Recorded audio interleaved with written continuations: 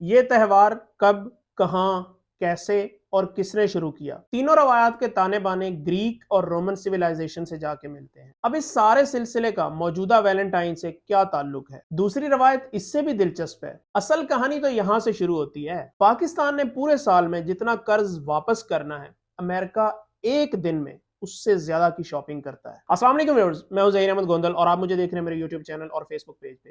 آج کی ویڈیو تھوڑی لمبی ہونے والی ہے، لیکن میں آپ کو یقین دلاتا ہوں اٹس ورتھ واچنگ، کیونکہ آج کی ویڈیو میں ہم بات کریں گے ایک ایسے تہوار کے اوپر جس کے بارے میں ہم کئی سالوں سے سنتے آ رہے ہیں۔ کبھی کبھار تھوڑا سیلیبریٹ بھی کر لیتے ہیں، کبھی اس کو گناہ بھی سمجھنا شروع کر دیتے ہیں، لیکن ابھی تک ہمیں اس کی حقیقت کا علم نہیں ہو پایا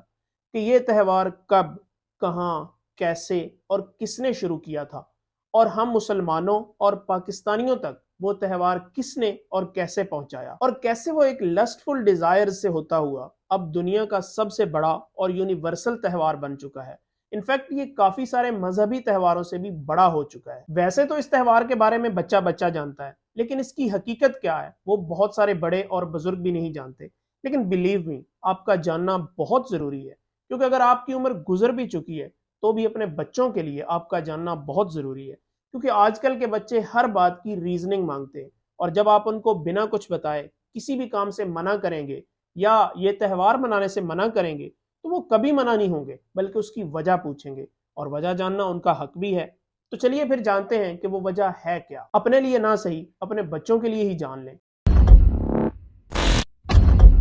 جی، تو جیسے آپ کو اندازہ ہو ہی گیا ہوگا کہ میں بات کر رہا ہوں ویلنٹائن ڈے کے تہوار کی، جو آج کل تمام مسلم ممالک میں بھی بڑے جوش و خروش سے منایا جاتا ہے۔ اور کوئی تاریخ یاد ہو نہ ہو، یہ تاریخ بچے بچے کو یاد ہوتی ہے۔ نہ صرف تاریخ بلکہ اس کے تمام اسرار و رموز بھی ہر بچہ جانتا ہوتا ہے کہ یہ تہوار منانا کیسے ہے، اس کی تیاریاں کیسے کرنی ہیں، اور اس کے لیے نیسیسری آئٹمز کیا کیا ہیں۔ پھر ماشاءاللہ ہمارے gift shops, restaurants, bakeries, public parks, حتیٰ کہ پورے بازار نے ہی اس موقع پہ ڈسکاؤنٹس لگائی ہوتی ہیں اور اسپیشل پیکیجز متعارف کرائے ہوتے ہیں تاکہ زیادہ سے زیادہ عوام گناہ کما سکے اور وہ دکاندار پیسے۔ تو اب کچھ بات کرتے ہیں اس تہوار کے آغاز کی کہ یہ کہاں سے اور کیسے شروع ہوا تھا۔ اس تہوار کے متعلق 3 روایات ملتی ہیں، اور تینوں روایات کے تانے بانے گریک اور رومن سویلائزیشن سے جا کے ملتے ہیں، کیونکہ ریکارڈڈ ہسٹری کے مطابق یہ دونوں سویلائزیشنز ہی سب سے پرانی سویلائزیشنز مانی جاتی ہیں۔ اور کیتھولک انسائکلوپیڈیا کے مطابق بھی سینٹ ویلنٹائن کے نام سے 3 مختلف آدمی تھے،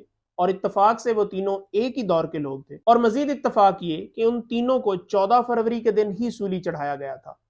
اب سب سے جو پرانی روایت ہے جس سے ویلنٹائن ڈے منسوب کیا جاتا ہے وہ کچھ یوں ہے کہ رومنز کا ایک خدا تھا جس کا نام تھا مارس، جس کو قتل کر دیا گیا، اور آگے اس کے 2 بیٹے تھے، روملس اور ریمس، جن کو ایک بھیڑیے نے دودھ پلایا تھا اور ان کی حفاظت کی تھی، اور اس بھیڑیے کا نام تھا لیوپرس۔ اس وقت اسی طرح کے خداؤں کو مانا جاتا تھا جو قتل بھی کیے جا سکتے تھے اور جن کی بھیڑیے حفاظت کیا کرتے تھے، because that was a pagan society. تو رومنز نے اس بھیڑیے کے نام پہ جس نے ان کے خداؤں کو دودھ پلایا تھا اور ان کی حفاظت کی تھی ایک تہوار منانا شروع کیا، جو کہ ہر نئے سال کے دوسرے مہینے کی 13 تاریخ سے لے کے 15 تاریخ تک ہوتا تھا، اور اس تہوار کا نام تھا لوپرکیلیا، جو کہ اس بھیڑیے کے نام پہ تھا جس کا نام تھا لیوپرس۔ اور اس تہوار میں وہ اپنے اس خدا یعنی کہ بھیڑیے کو خوش کرنے کے لیے بکریوں اور کتوں کی قربانی کیا کرتے تھے، اور پھر ان قربانی شدہ جانوروں کے گوشت اور کھالوں کی ایسے لمبی لمبی سٹرپس بنا کے اسی جانور کے خون میں ان سٹرپس کو ڈپ کر کے اس سال میں جوان ہونے والی تمام لڑکیوں کے برہنہ جسموں پہ وہ سٹرپس مارا کرتے تھے، اور اس مارنے کے عمل کو لیٹن زبان میں فیبریاٹو یا فیبریا کہتے تھے، اور بعد میں اسی مناسبت سے اس مہینے کا نام فیبرری رکھا گیا۔ خیر، ان پیگنز کا عقیدہ یہ تھا کہ ایسا مارنے سے ہماری عورتوں کی فرٹیلٹی بڑھے گی اور یہ زیادہ بیٹے پیدا کریں گی، کیونکہ اس وقت اولاد کا زیادہ ہونا اور خصوصاً نرینہ اولاد کا زیادہ ہونا بھی طاقت کی ایک علامت سمجھی جاتی تھی، اور ایسی حرکت کرنے سے نہ صرف عورتیں بلکہ فصلوں اور اناجوں کی کھیتی میں بھی اضافہ ہوگا۔ یہ ان کا عقیدہ تھا، کیونکہ وہ بھیڑیا لوپرکیلیا ان رومنز کا گاڈ آف ایگریکلچر تھا۔ اور پھر اس تہوار کے آخر میں وہ ایک قسم کی قرآن اندازی کرتے تھے، اور جس کے نام پہ جو عورت قرآن میں نکلتی تھی وہ کچھ روایات میں 1 دن کے لیے اور کچھ روایات میں 1 سال کے لیے اس شخص کے پاس رہتی تھی۔ اب یہ جو آج کل کے ویلنٹائن ڈے پہ آپ کارڈز دیکھتے ہیں، پاکستان میں تو ختم ہی ہو گئے، لیکن امریکہ میں اب بھی کارڈز لیے اور دیے جاتے ہیں، تو ان کارڈز پہ پھول اور دل تو بنا ہی ہوتا ہے، لیکن 2 اور سمبلز بھی اس کارڈ کا لازمی جزو ہوتے ہیں۔ ایک تو 2 بچے بنے ہوتے ہیں اور ایک کے ہاتھ میں ایک تیر ہوتا ہے، اور دوسرا دو رومانٹک پرندے بنے ہوتے ہیں۔ پرندے اس لیے بنے ہوتے ہیں کہ فروری کے مہینے کو میٹنگ سیزن آف برڈز کہتے ہیں، اس لیے وہ دو پرندے بھی پیار اور محبت والے میٹ اپ کو ریپرزینٹ کرتے ہیں۔ اور وہ دو چھوٹے بچے، دراصل ایک بچہ ہے اور ایک اس کی ماں ہے، یہ بھی انہی رومنز کی ایک خدا تھی، گاڈس آف لو، جس کا نام تھا وینس، اور وہ بچہ اس کا بیٹا ہے جس کا نام ہے کیوپڈ۔ تو ان کی اس گاڈس آف لو نے جس جوڑے کے اوپر رحمت کرنی ہوتی تھی، یعنی بلیسنگز آف لو کرنی ہوتی تھی، تو وہ اپنے بیٹے کو کہتی کہ اس کے اوپر تیر مارو، تو جس کو اس بچے کا تیر لگتا وہ سمجھو کہ پکا عاشق بن جاتا۔ اور اس طرح اس گاڈس آف لو اور اس کے بچے جس نے ہاتھ میں تیر پکڑا ہوتا ہے، ان کی اس تصویر کو بھی پیار کی نشانی یا عاشقوں کی نشانی سمجھا جانے لگا، اور پھر 20ویں صدی کے مارکیٹنگ کرنے والوں نے اس کو بھی ان دو پرندوں کے ساتھ کارڈز پہ چھاپ دیا، اور ابھی تک وہ سلسلہ چلتا آ رہا ہے۔ لیکن سوال یہ ہے کہ اب اس سارے سلسلے کا موجودہ ویلنٹائن سے کیا تعلق ہے؟ تعلق کچھ اس طرح ہے کہ جب کرسچین مذہب پھیلنا شروع ہوا اور ان رومنز نے بھی اس مذہب کو قبول کرنا شروع کیا جو کہ پہلے پیگنز تھے اور مختلف خداؤں کی عبادت کرتے تھے، لیکن جب وہ کرسچین ہوئے تو انہوں نے پیگنز دور کے پرانے تمام تہوار ختم کر دیے۔ لیکن یہ ایک تہوار لوپرکیلیا، اس کو وہ نہیں چھوڑ رہے تھے، کسی مذہبی ایفیلیشن کی وجہ سے نہیں، بلکہ اس لیے کہ اس تہوار کا تعلق لسٹفل ڈیزائرز یعنی شہوانی خواہشات سے تھا، اس لیے یہ تہوار منانے میں ان کو بڑا مزہ آتا تھا اور کوئی بھی اس تہوار کو چھوڑنے پہ راضی نہیں تھا۔ لیکن ایک گلیشیس نامی کرسچین پاپ نے 469 میں کافی کوشش کی اس تہوار کو ختم کروانے کی، لیکن جب وہ یہ تہوار ختم نہ کروا سکا تو اس نے اس لوپرکیلیا کے تہوار کو کرسچنائز کر دیا، کیونکہ وہ سمجھ گیا کہ اس عوام نے ایسے تہوار کو کبھی ترک نہیں کرنا جس سے ان کی سیکشول ڈیزائرز جڑی ہوں۔ تو اس نے بھی اپنی ساکھ بچائی اور عوام کو بھی خوش کر دیا کہ یہ کرسچین مذہب کا ہی تہوار ہے، آپ اس کو جاری رکھیں۔ لیکن اس نے اس تہوار کے اندر 3 میجر تبدیلیاں کر دی۔ ایک تو اس کی تاریخ 14 فروری مقرر کر دی، دوسرا اس کا نام لوپرکیلیا ختم کر کے اپنے سینٹ ویلنٹائن سے منسوب کر دیا جو اس وقت کا پیشوا تھا ان کا، اور تیسرا اس پورے تہوار میں ولگیرٹی کے پہلو کو برقرار رکھا بلکہ الٹا بڑھا دیا۔ لیکن صرف جو فیبریاٹو کا عمل تھا، یعنی جانوروں کی قربانی اور پھر برہنہ عورتوں کو مارنا، وہ کام ختم کر دیا اور اس کے بدلے سیکشول ایکٹیویٹی کو مزید بڑھا دیا۔ تو تب سے یہ تہوار لوپرکیلیا سے تبدیل ہو کے ویلنٹائن ڈے بن گیا، 15 کی بجائے 14 فروری کو منایا جانے لگا، اور قربانی کا عمل ختم کر کے زیادہ فوکس سیکشول ایکٹیویٹی کی طرف کر دیا گیا، اور اس کام کے لیے قرآن اندازی کا سسٹم نکال دیا گیا۔ لیکن کچھ ہی عرصے بعد اس قرآن اندازی والے سسٹم کی وجہ سے آنر کلنگ اور لڑائیاں جھگڑے شروع ہو گئے، کیونکہ 14 فروری کا دن تو جوش میں آ کے سبھی انجوائے کر لیتے تھے، لیکن بعد میں جب ان عورتوں کی شادی کی بات آتی تھی تب لڑائی جھگڑا اور اس قسم کے معاملات ہونے لگ گئے۔ تو پھر ہر طبقے نے اس کی مذمت کی اور آہستہ آہستہ یہ مکمل ختم ہو گیا۔ تقریباً 1000 سال بعد 1649 میں انگلینڈ کے کنگ چارلز کو قتل کر دیا گیا، لیکن ہماری بدقسمتی کہ اس کا بیٹا چارلز دی سیکنڈ بچ نکلنے میں کامیاب ہو گیا، اور 11 سال بعد یعنی 1660 میں اپنے باپ کا بدلہ لینے کے لیے اس نے انگلینڈ پہ حملہ کر دیا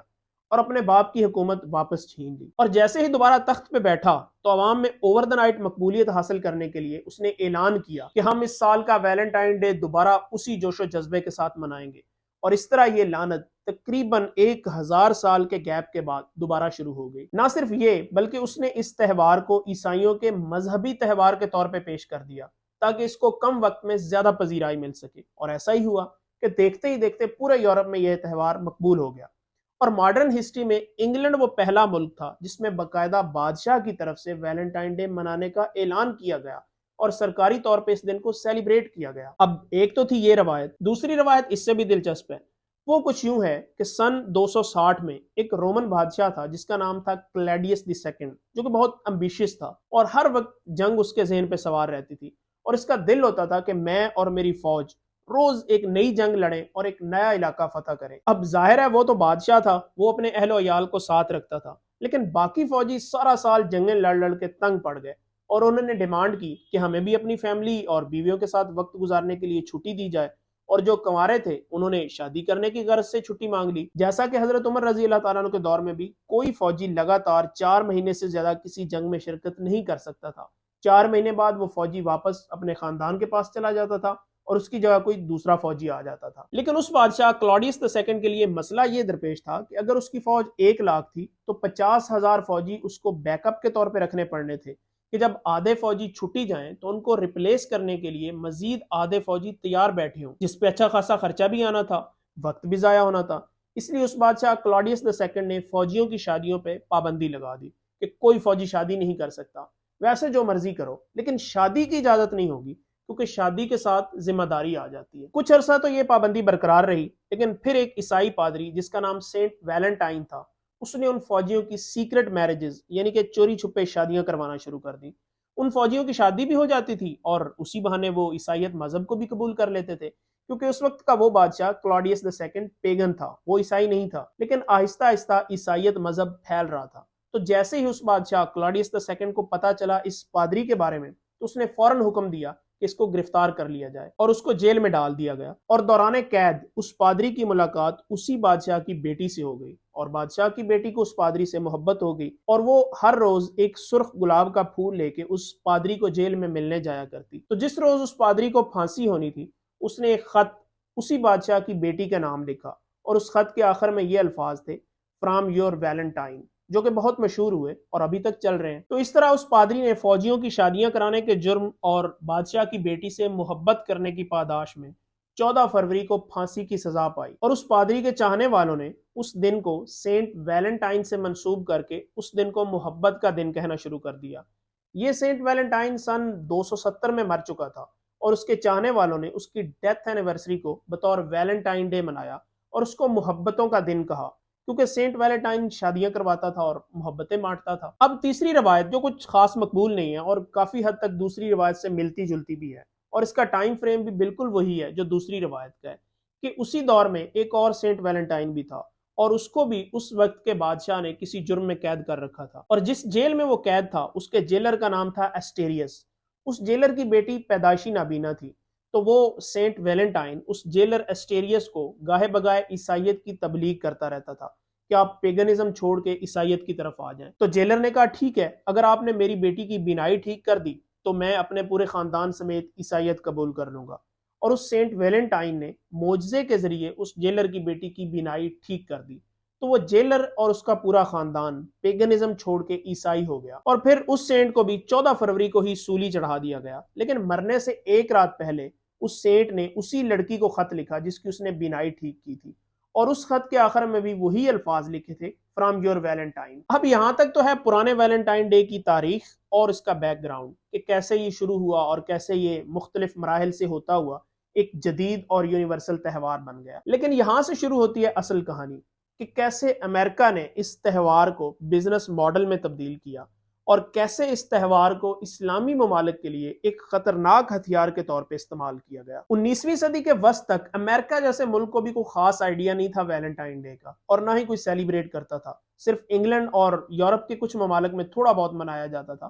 لیکن 1840 کے اندر ایک برٹش فیملی امریکہ گئی، اور اس فیملی کی بیٹی جس کا نام ہالینڈ تھا، اس نے پہلی دفعہ 1840 میں ویلنٹائن ڈے کی مناسبت سے کچھ کارڈز ڈیزائن کیے، اور 1840 میں اس نے ایک دن میں $5000 کمائے، جو کہ آج کے دور کے $1,70,000 کے برابر بنتے ہیں، جو کہ اس دور میں ایک بہت بڑی رقم تھی۔ تو اس دن سے ویلنٹائن ڈے بنا ایک بزنس ماڈل، اور امریکن کے لیے جہاں پہ بات آتی ہے بزنس کی، تو پھر کوئی مذہب، کوئی تاریخ، کوئی سویلائزیشن مانی نہیں رکھتی، کیونکہ امریکن کے لیے بزنس فرسٹ۔ تو اس دن سے امریکن نے اس تہوار کو مذہبی یا تاریخی اعتبار سے نہیں بلکہ ایک بزنس اپرچونٹی کے حساب سے دیکھنا شروع کر دیا۔ لوپرکیلیا کیا تھا، ویلنٹائن کون تھا، یا کون سا والا ویلنٹائن اصلی تھا، ان سب باتوں سے امریکن کو کوئی لینا دینا نہیں تھا، کیونکہ ان کو مل چکا تھا ایک زبردست بزنس آئیڈیا۔ حالانکہ یہ ایک دن کی بات ہوتی ہے، لیکن اس کے باوجود امریکن نے اس لیول کی مارکیٹنگ اور ایڈورٹائزنگ شروع کی کہ ہزاروں سال پرانا ایک مذہبی تہوار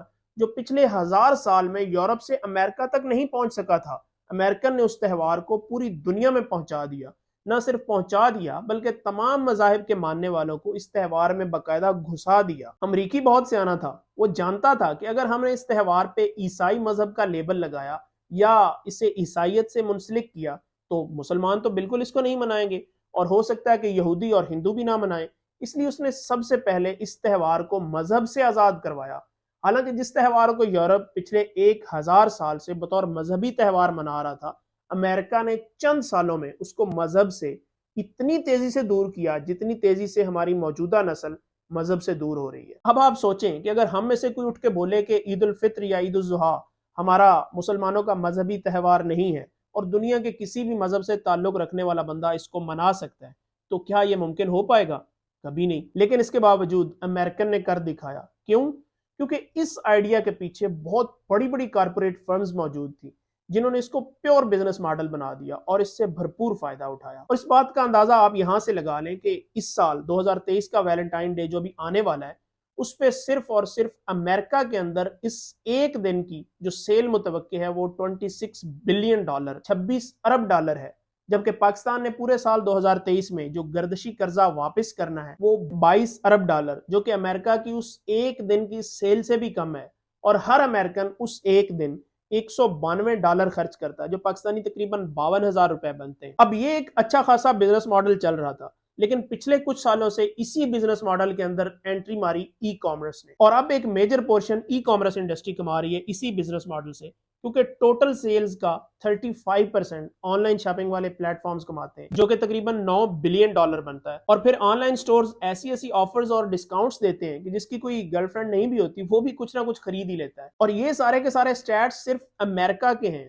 اگر پورا Europe, Africa, middle east countries, Australia, Japan اور چائنا کی بھی سیلز کو شامل کر لیا جائے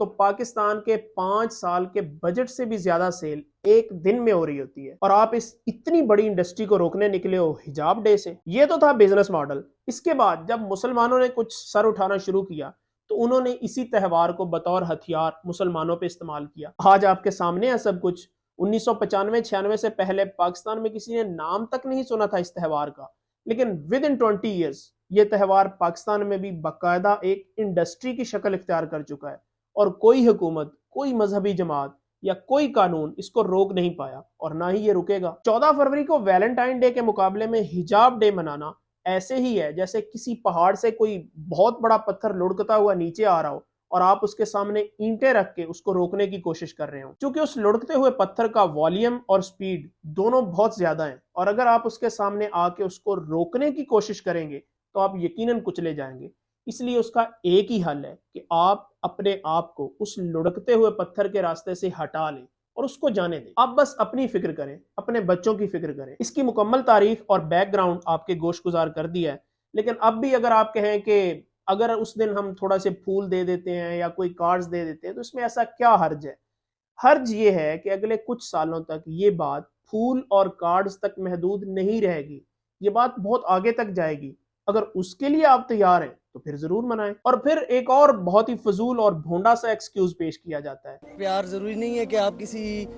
لور سے کریں، اپنے ماں باپ سے پیار کرو، اپنے بہن بھائی، اپنے بچوں سے۔ میں چاہتا ہوں اس کے جو ہے نا یہ دن ہوتا رہے اور اس کو حکومتی لیول پہ جو ہے نا منایا جائے۔ آپ ان بھائی صاحب سے بندہ پوچھے کہ اپنے ماں باپ یا اپنے بچوں سے پیار کرنے کے لیے آپ کو ویلنٹائن ڈے کی ضرورت ہے؟ اور اس تہوار کی جو تاریخ اور بیک گراؤنڈ آپ کو بتایا ہے اس کو جاننے کے باوجود کیا آپ اپنی والدہ کو جا کے بولیں گے کہ بی مائی ویلنٹائن؟ حتیٰ کہ اپنی بیوی کو بھی آپ یہ نہیں کہہ سکتے۔ اتنی ٹینشنز میں ہم رہ رہے ہیں تو ایک دن تو ایسا ہونا چاہیے کہ آپ کو تھوڑا بہت جو ہے چلے آپ دوسری جگہ کہیں کمپرومائز کر لیں، لیکن فلاورز ضرور دینے چاہیے۔ پھول دینے کے لیے باقی پورا سال پڑا ہے، لیکن جو رشتہ آپ کا ایک حلال رشتہ ہے آپ اس کو کیوں ایک حرام رشتے سے تشبیہ دے رہے ہیں؟ وہ آپ کی بیوی ہے، سارا سال آپ کے پاس ہے، آپ بے شک سارا سال اس کو پھول دیں، چاکلیٹس دیں اور گفٹس دیں، لیکن اسپیشلی اس دن اس تہوار کی مناسبت سے پھول دینا بھی صحیح نہیں ہے۔ یہ نہیں کہ ان پھولوں میں کوئی مسئلہ ہے، بلکہ مسئلہ اس تہوار میں ہے۔ اس تہوار کی حقیقت آپ کو بتا دی ہے، آگے آپ کی مرضی ہے۔ رکنا تو آپ نے ہے نہیں، کیونکہ پہلے جو آپ گناہ کر رہے ہیں ان کی کون سا حقیقت آپ جانتے نہیں، اس کے باوجود آپ کیے جا رہے ہیں۔ لیکن چلیں، پہلے آپ بغیر جانے یہ تہوار منا رہے تھے، اب آپ نے جان تو لیا ہے کہ اس کی حقیقت کیا ہے، تو ہو سکتا ہے آپ بچنے کی کوشش کریں، اور اگر کوشش کریں گے تو اللہ آپ کو ضرور بچائے گا بھی۔ باقی اس کو روکنے کی کوشش نہ کریں، کچلے جائیں گے، بس خود کو اس کے راستے سے ہٹا لیں۔ اللہ تعالی ہم سب کا حامی و ناصر ہو۔